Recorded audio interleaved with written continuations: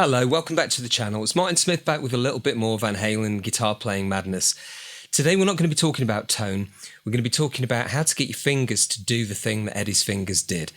There's a particular style of guitar playing that we're all very familiar with that Eddie played, and it was very finger intensive. He had skills that were just death-defying. It was quite a thing for me because I began playing guitar when Angus Young was the guy. And so my first couple of years I was playing Angus Young solos like...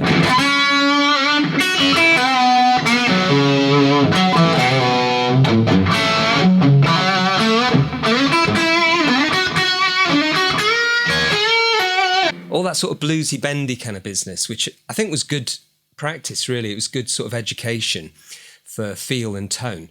But then I found Van Halen and the finger skills, right?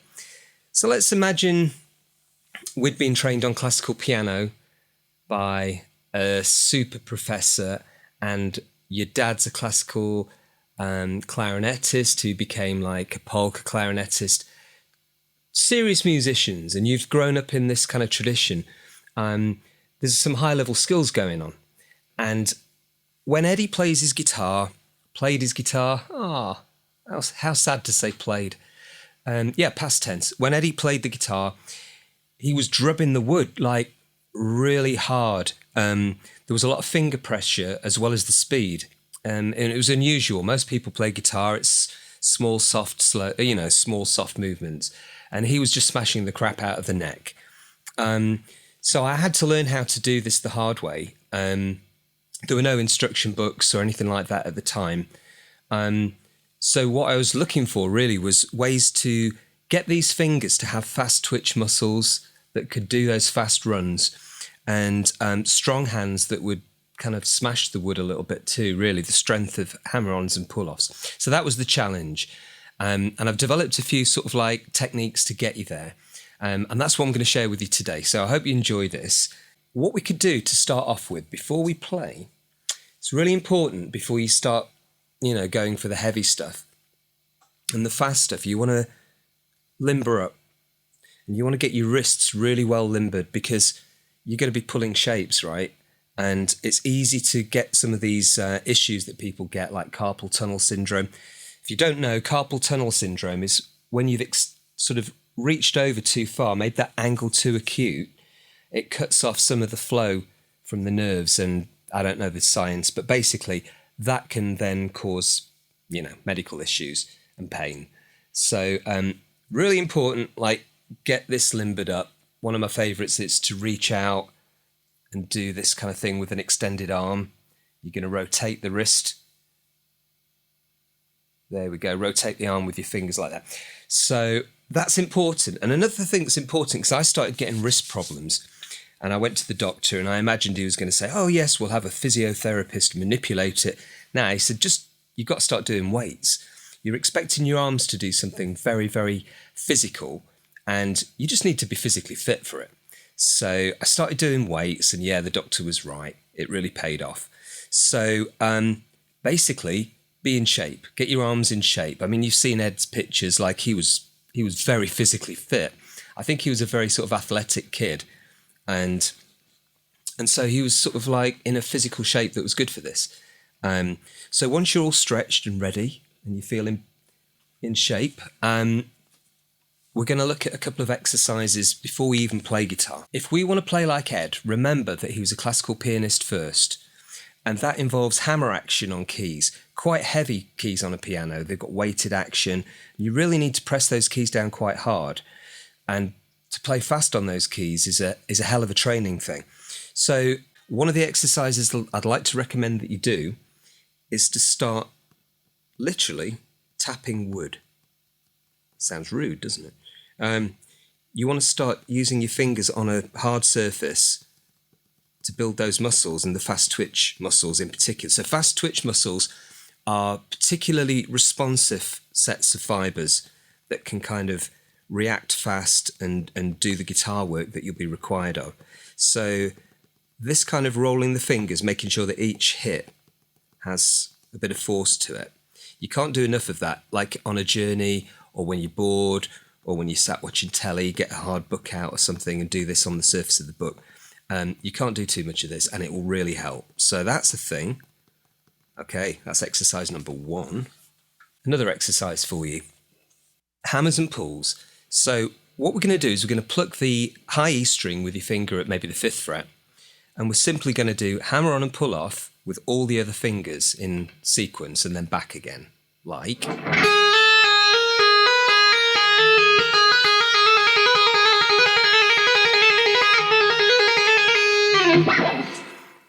Do that for hours. Just sit and watch telly and do that, listen to the radio, whatever you like to relax with. You can just keep doing that. And that'll really help with the fast twitch muscles. I've been doing that for years now and it's really helped. So another thing that you can also do, which I recommend, is to exercise the little finger next to the 3rd finger. The little finger is always the weak sibling, isn't it? It doesn't really want to respond as easily as the others. So you've got to push it. So what I like to do to get that one working is, again at the 5th fret, that's fine. Play the 5th fret note, hammer on at the 8th fret with your little finger, and pull off. And then do a 3rd finger, 4th finger, 3rd finger, hammer and pull off again.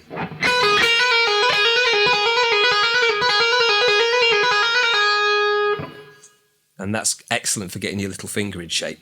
I like to do the same thing moving across the strings as well.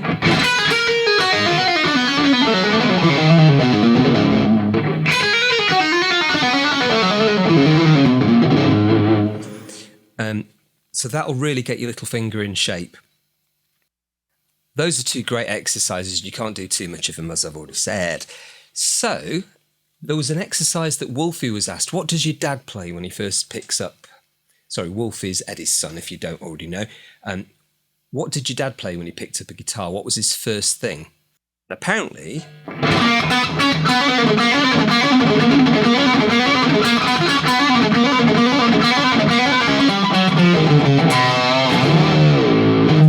that thing from Eruption.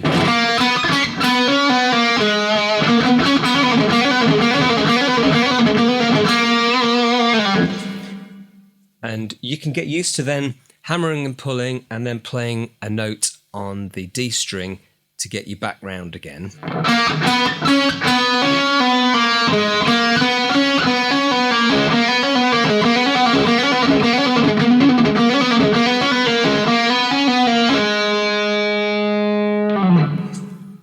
And that will get your synchronization going between strings. It'll get the fingers moving fast.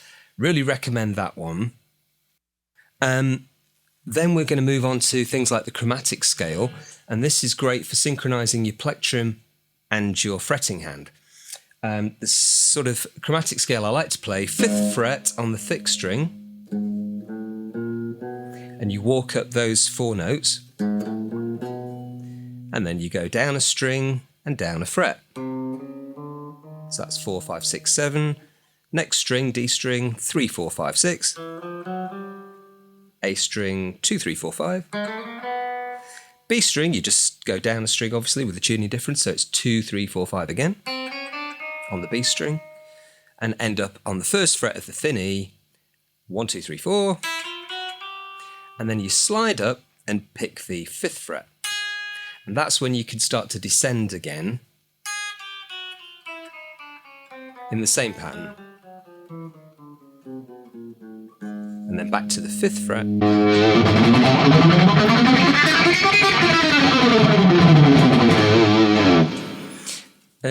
The key to the plectrum side of things, which I only learnt recently, is not to try to sweep through the string in a wide arc. You almost want to stay glued to the string, which is kind of odd. You're almost trying not to move off the string as you pick it. You're just exciting the string with the tip of the plectrum up and down in the smallest arc possible. And that's the key to playing fast plectrum style. I don't play a lot of that style because I find it too regimented. It's one of the reasons why I love Ed's playing. He'd play some fast stuff, the trill picking maybe, but he used legato and plectrum style together, That sort of thing is a combination of the hammers and the pulls and the plectrum, and I love that. Oh, if you want to know what that was, you play 5, 6, 8 on the B string as legato. You pick the first and you hammer the second 2. And then the next 2 you pick.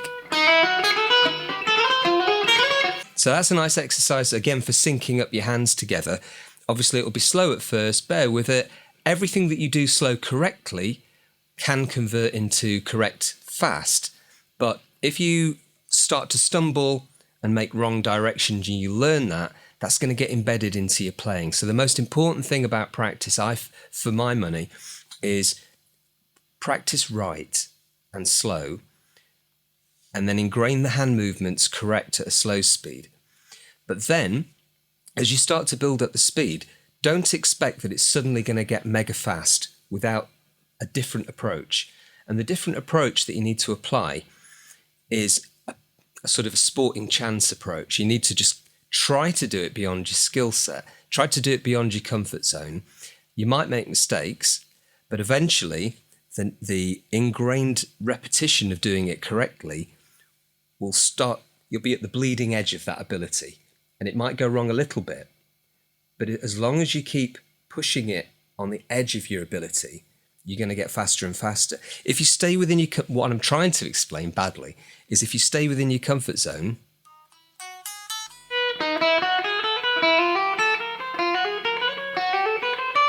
it's never going to get magically fast. It's only pushing really hard. Push yourself really hard.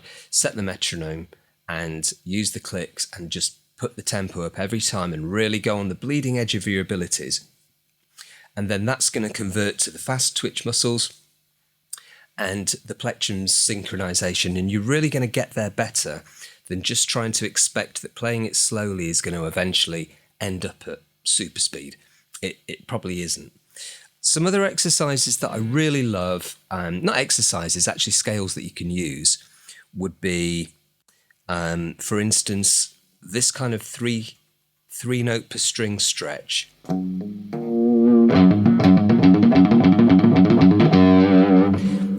And then to find scales with that. So for instance, you could do Mixolydian.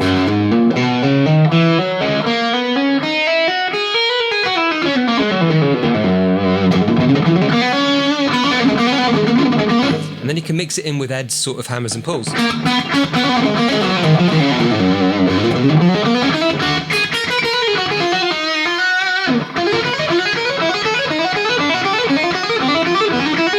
All of that sort of stuff, really. It's just finding scales and shapes that you can use that 3 note per string system on.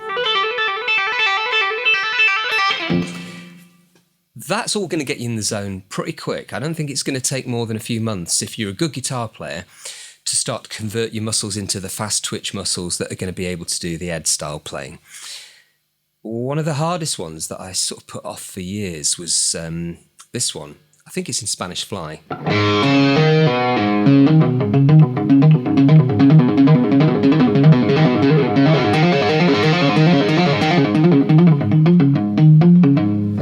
It's a really unusual way of using your fingers. So what you're doing is you're hammering with the second finger at the 5th fret, hammering on then at the 7th fret. This is all on the A string, so 5th fret hammer, 7th fret hammer, a little finger, pull off to the 1st, pull off to open.